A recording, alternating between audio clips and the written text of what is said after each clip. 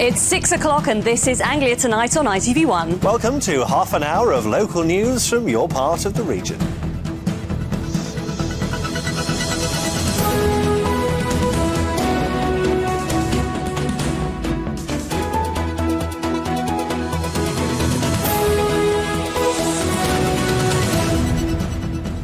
Listen to me. If you continue to act in this manner, you will be arrested. This is your final warning. Out on the street, the crackdown on the youngsters whose behaviour is out of control. A special report on the police patrols confronting the yobs. Also tonight, hundreds of brickies and craftsmen laid off as the credit crunch brings many building sites to a standstill. He was the front man of one of the biggest brands of the 80s and 90s. I've been finding out why Marty Pellow is heading our way. And Nick Urone, the farmer who's had enough of greedy customers.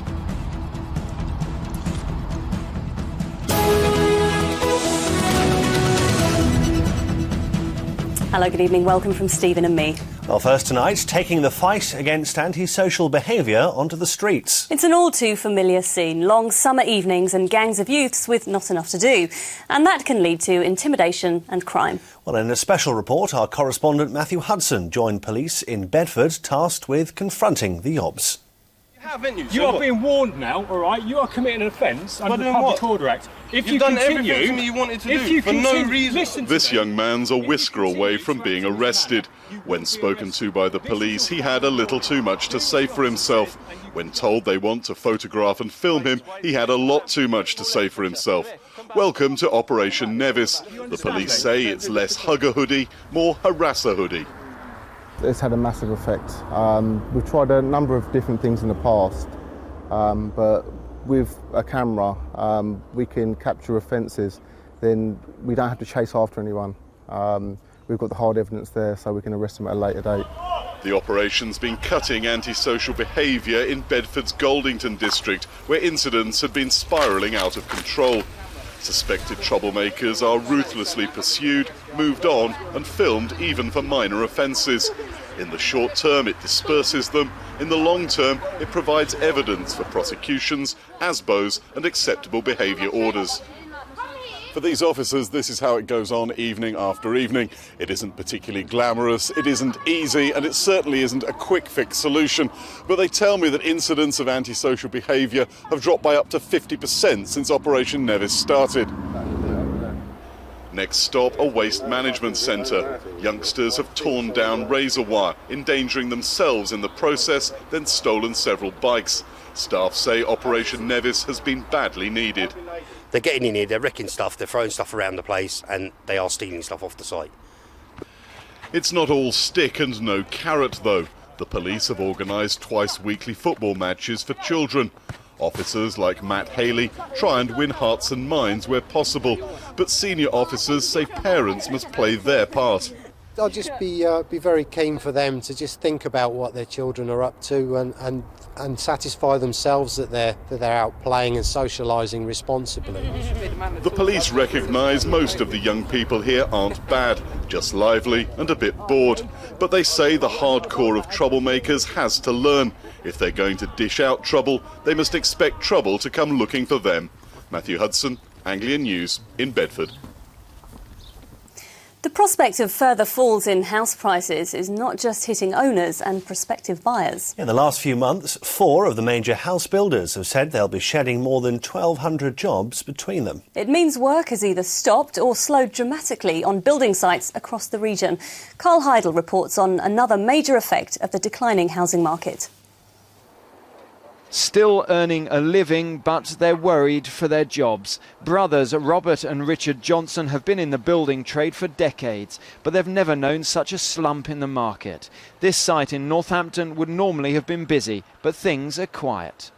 It's been like it several times in my career, but this time it seems more abrupt. Normally they keep the site just ticking over, but they seem to be, right, finished, stop the site completely. We were working the other day and I bet 4 people come looking for work.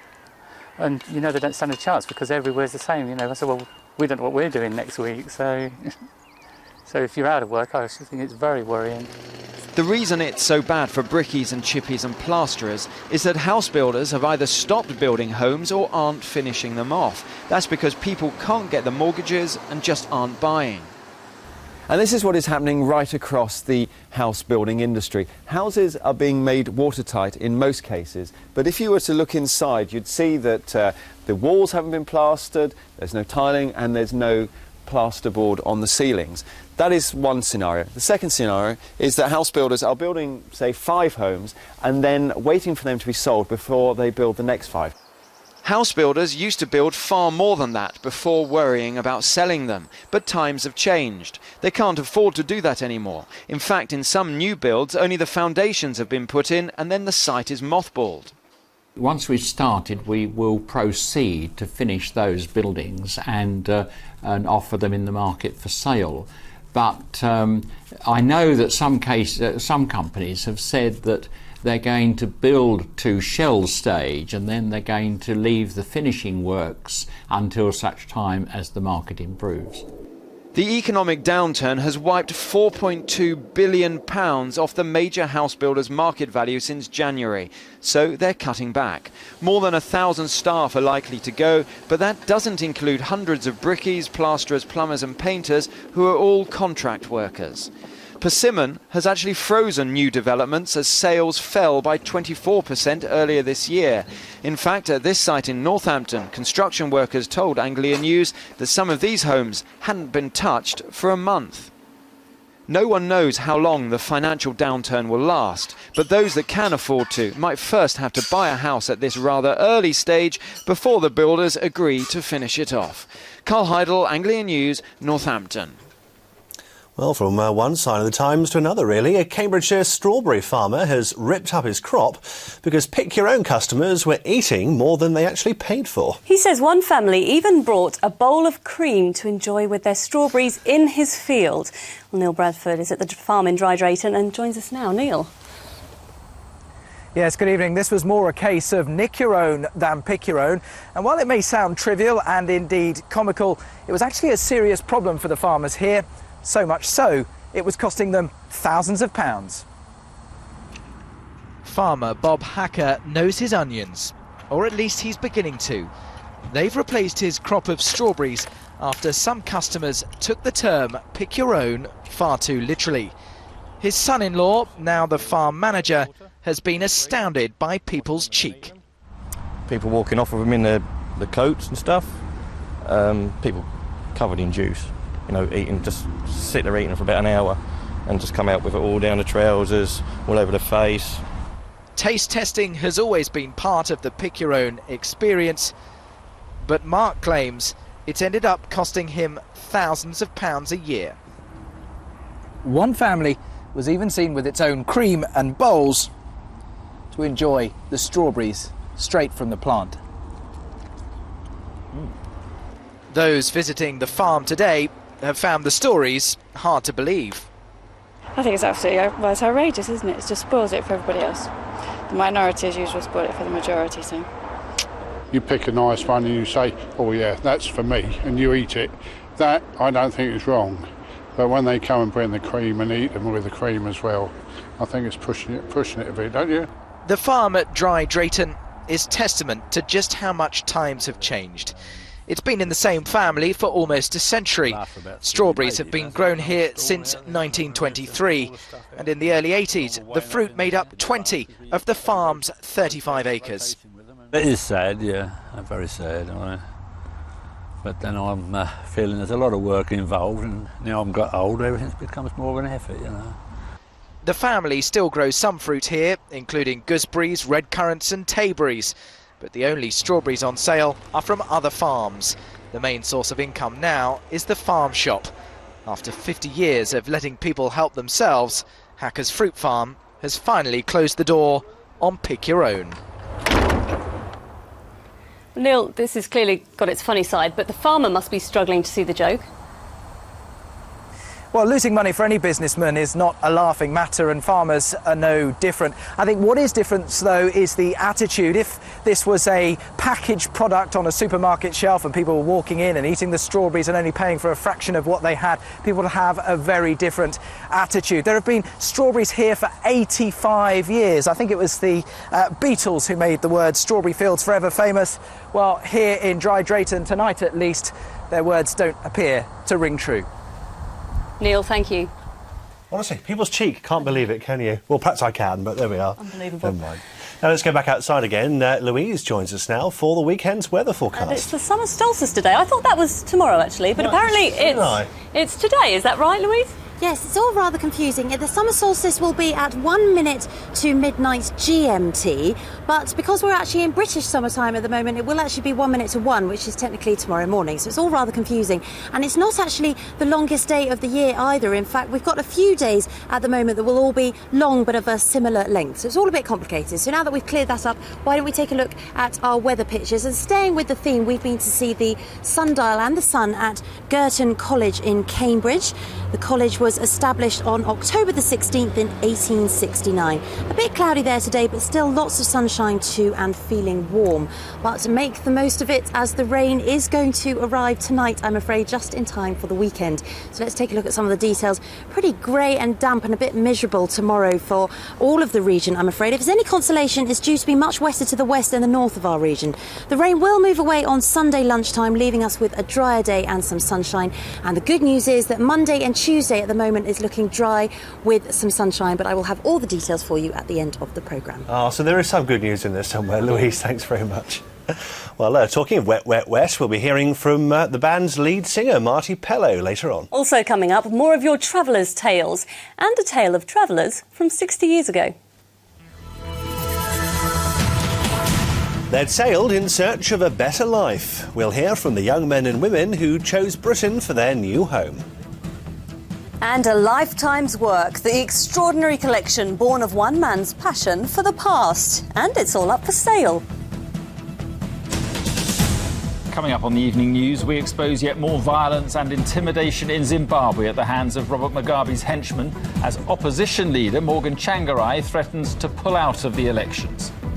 And 200 hours of community service for the supermodel Naomi Campbell for assaulting police at Heathrow. Join us for full details at 6:30. Well, next on Anglia Tonight, a 24-year-old man has been arrested in connection with the murder of a woman whose burning body was found in a Cambridgeshire lay-by. The victim was found early on Wednesday morning on the A1301 in Hinxton. With more on this, Emma Baker joins us now from the newsroom. Emma. Well, yes, the latest development in this story is that the arrest was made after a 24-year-old man walked into a South London police station. Now, more details are also emerging about the circumstances of the death. It's believed the victim, who's still yet to be formally identified, had been placed in a suitcase, which was then set alight on the A1301 at Hinxton. Police were alerted after a lorry driver noticed flames behind his vehicle. The victim's believed to have lived in Islington in London and was reported missing last Saturday. Meanwhile, a post-mortem has revealed the cause of death was a stab wound to the chest. Thanks, Emma. More news now, and tonight Anglia News understands the Eastern Region MEP Tom Wise has been arrested by police in Bedfordshire. They've confirmed a man has been arrested on suspicion of obtaining money by deception, but they've not named him. A spokesman for Mr Wise's former party, UKIP, said they were aware the MEP was helping the police with a long-running investigation. A woman from Cambridgeshire has denied murdering her two teenage daughters. 40-year-old Rekha Kumari Baker is accused of killing 16-year-old Davina Baker and Jasmine Baker, who was 13. The girls were found stabbed to death at their mother's home at Streatham near Ely last June. She's due to stand trial early next year. Now for the latest in our series of Travellers' Tales. Yes, we wanted to report what it's like to be a commuter catching a train into London, as of course tens of thousands of people do every day. But we hit a problem. We asked 3 different train companies if we could film during the rush hour, and all of them said no. Here's our consumer correspondent, Kate Prout. Stories of commuter hell from Bedford and Luton into London for some years now, so we thought we'd put it to the test. Unfortunately, this morning, East Midlands Trains and First Capital Connect, who run these services, refused to let us film on their trains. So instead, we decided to ask the commuters themselves what they thought of their service. It depends on what train you get. I mean, they've got 2 lines, so it depends which one you prefer. You get one that stops everywhere, one that goes straight. Standing room only, basically. Yeah, they do need to put more trains on because we're suffering. We're really suffering. Most evenings I have to stand up from London to Bedford. I pay £4,000. You don't expect that, do you, really? Well, it's becoming increasingly crowded because more houses are being built roundabout, more people using the service. The train was cancelled. They're running 4 carriages with 2 lots of people trying to get on the train. You're standing like this. They still have first class empty and you can't sit in there. You know, those are the times when it's ridiculous. Well, we put these complaints to East Midlands Trains and they emailed us a response saying, "We apologise to Bedford passengers who have been unable to find a seat on our services during busy periods.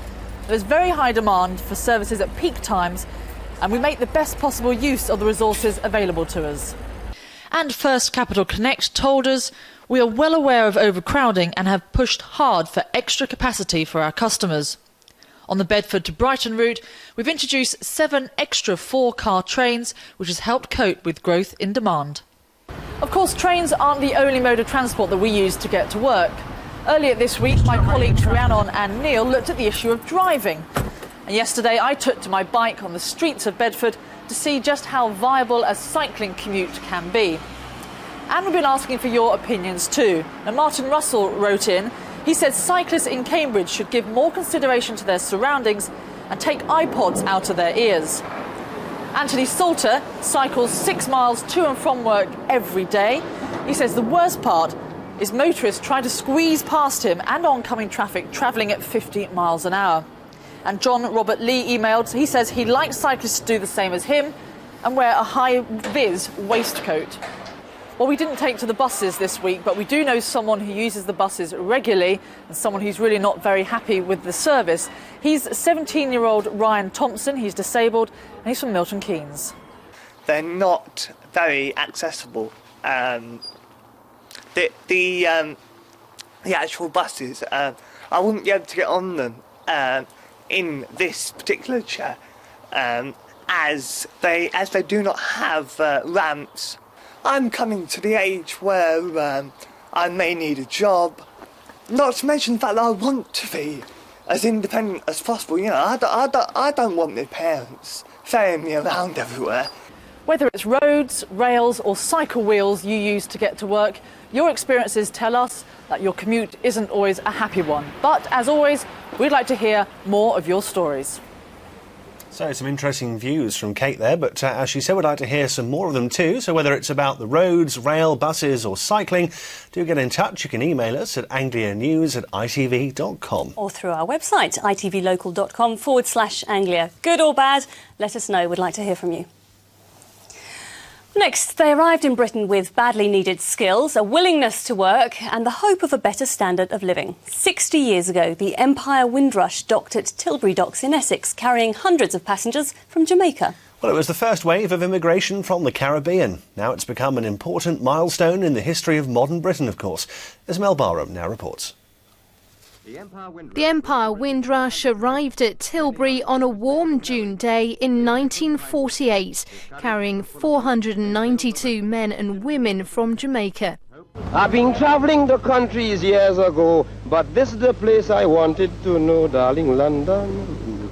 They'd come with high expectations of good jobs and decent wages, but what they found was a post-war Britain in desperate need of rebuilding.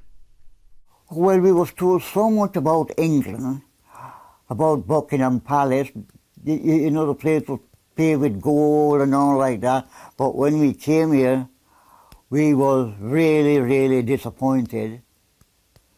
Because we never been in a war country. See, all the places been bombed out, smashed up and all like that. 86-year-old Lakman Bagwandeen from Sudbury in Suffolk was just one of those who travelled on the Windrush. The journey from Kingston in Jamaica to Tilbury in Essex took 4 weeks, and passengers paid the equivalent of about £28 for the opportunity. But as a new exhibition in London shows, the UK didn't exactly put out the welcome mat for their new visitors. They all came in their Sunday best, they all came, I don't know, almost ready to go to church. And what they found was a society that was quite closed, not quite willing to accept them, and they had to struggle, really, to survive. People were hostile, and as I said, they're confused. They want to know why I'm not going back home. But Donald Clark, who now lives in Rainham in Essex, has no regrets about his decision to travel on the Windrush. In a way, I'm glad I did come. It was a good idea that to bring us here, and I enjoyed it. I enjoyed being here. The arrival of the Windrush was just the start of a huge wave of immigration into Britain. John and Joyce Julks from Trimley St Mary in Suffolk were the next generation of arrivals coming to the UK in the 1950s. I could see no other way of progressing as far as I was concerned. I wanted to be an electrical engineer. I ended up spending my first few years after school training as a tailor. It offered me the opportunity to lead a full and varied life. The sort of things I felt I couldn't do at home simply because there wasn't the scope. Being a small island, there just wasn't the scope for all those things. Passage on ships like the Windrush meant adventure and opportunity, and in many cases hardship and discrimination. But 60 years on, those same migrants know they paved the way for a new multicultural Britain. Mel Barham, Anglia News.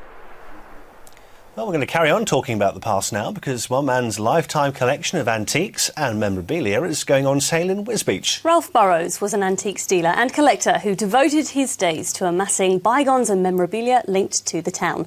Emma Thomas reports. From bottles and bugles to the Beatles, just some of the things you'll find in an extraordinary collection. This room is a testimony to one man's love of antiques. Well, just looking around this room is striking that one person can collect so many different objects. There are over 20,000 items, making it the largest sale from a single collector that this auction house has ever seen. They all belong to Ralph Burrows, a much-loved local character who devoted 30 years of his life to collecting and selling bygones. He passed away late last year. Richard Barnwell was friends with him and has the job of auctioning an extraordinary array of items. The advertising signs came from old Wisbech shops. A lot of the ashtrays came from old Wisbech pubs. We've got spittoons here from Wisbech pubs. It's come from all over the Fenland area. Ralph collected them because he was interested in local antiques. He wanted them to stay in the area, so he bought them and kept them in his collection. The auction house usually sees one or two of these Wisbech crested items a year. Now they have 130 on their hands. 120 pepper pots, a Victorian hot water bottle and muff warmer. And this is what a 19th century toilet looks like. He used to go to auctions, he'd go to car boot sales, he was seen at every auction in the last 30 years that I've conducted. There was never an auction without Ralph being here. I miss him enormously, and the things that we have here in this sale room today I think reflect the things that he loved and enjoyed in his life. And we hope that people from the locality will come and buy these things and keep them in the Fenland area. The pieces will go up for auction next week and are expected to fetch between £10,000 and £15,000. A history of the Fens and a lifetime's work, passed on for other people to cherish. Emma Thomas, Anglia News, Wisbech. Quite like a couple of those items. I wonder where he kept it all. He must have had a massive shed, mustn't he? Amazing. There we are. Now we're talking wet now, and it's quite appropriate, having just seen the weekend forecast, of course. But I'm talking here about the band and not the weather. Marty Pellow made his name with them back in the 80s, but in recent times he's emerged as a jazz musician and musical actor, appearing in Chicago and Chess. Well, now he's about to star in a new production of The Witches of Eastwick, which is coming to Northampton. Earlier today, I went to meet him. Pop star, jazz musician, actor. 3 things that Marti Pellow manages to combine into a varied career. Well, we all remember him as the frontman for Wes, Wes, Wet, but it's the smell of the grease paint that's lured him to our part of the world, starring in a new stage production of The Witches of Eastwick, which takes in Norwich, Ipswich and Northampton. I really waited for the right musical to come about, because when you're doing whatever it is, 8 shows a week, you've really got to believe that there's enough meat in the bone. Now, in the show, you have to seduce all 3 women. That sounds like a pretty demanding role. Well, it's moments like that, my friend, that you have to tap into that Dunkirk spirit and soldier on. Dare I ask how you could prepare for a role like this? Well, obviously me being a method actor. Well, I think you've got to do it with a glint in your eye and a sense of humour, and don't bother opening the door because I'll just slither under. Being a pop star doesn't automatically make you an actor, so how did Marti find that transition? You're instantly setting yourself up for a fall if you come approach any project with, say, I've got to prove myself. I think to do musical theatre and be part of a team, I love that challenge. So for me, it's been a relatively quite a painless transition. Now, jazz is a big part of your musical career now. What set you on that path? Well, I think that's kind of hampering back to my parents' record collection. Music that I grew up to. My first kind of musical influences would be what music my mother and father listened to, and it was predominantly, well, Frank Sinatra and all the classics. But what's important to me is when I do sing these standards is that I make them my own, and that's where the challenge lies as a musician.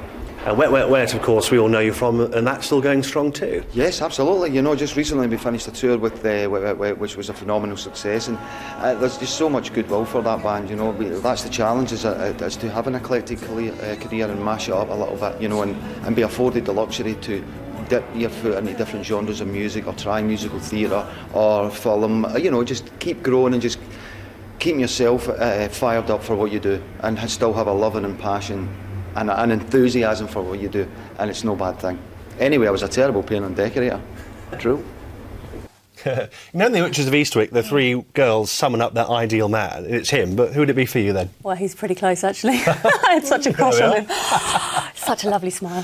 And there's an extended interview with Marti Pellow ahead of his show in Northampton on our website. Well, it's just one of the features in our What's On guide. Plus, if you've missed Anglia News this week, well, where were you? But you can catch up with the pick of this week's stories. Just go to itvlocal.com/Anglia and follow the links. Now, I'd just like to wish good luck to a group of friends from Northamptonshire now who'll be taking on the challenge of a lifetime on Monday. The team of 5 men and 1 woman are planning to swim across the English Channel in honour of a friend who died from a brain tumour. We caught up with them training for their 14-hour, 21-mile journey at Havisham Lake in Milton Keynes, and we'll be following their progress from the comfort of a boat on Monday. Now, make sure you tune in then to find out how they got on. Don't you have to cover yourself in some kind of goose fat or something? Like yeah. Not very appealing. Nice. Time to catch up with Louise again, this time in the weather studio for the main Anglia forecast.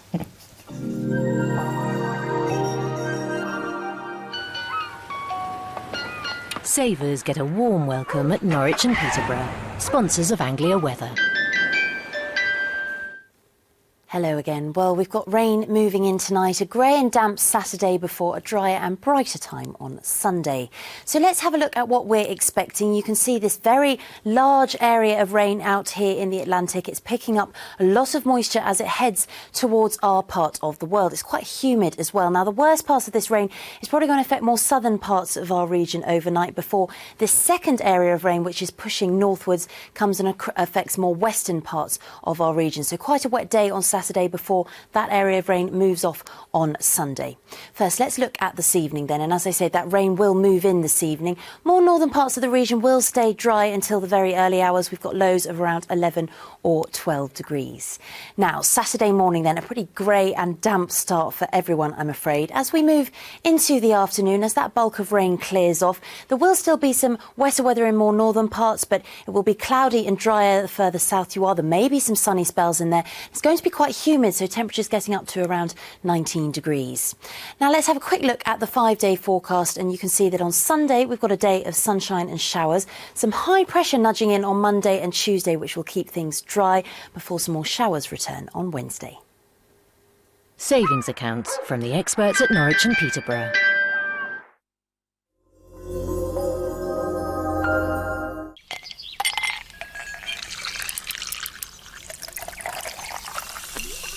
A Gordon's Gin and Tonic. Discover the spirit of summer. Now let's take a look at the UV forecast for tomorrow, and because of all the rain around, levels are going to be very low. They're down to around a 2 or a 1. But as we move into Sunday and the beginning of the next week, we've got a fair bit more sunshine around, so levels are going to creep up to high on Sunday, Monday and Tuesday.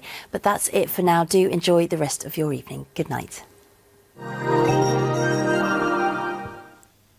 Well, that's all from us. ITV's National News is next, and I'm back with our late roundup at 11:30 tonight. In the meantime, have a good evening. Indeed, have a good weekend. From all of us at Anglia Tonight, bye for now. Bye-bye.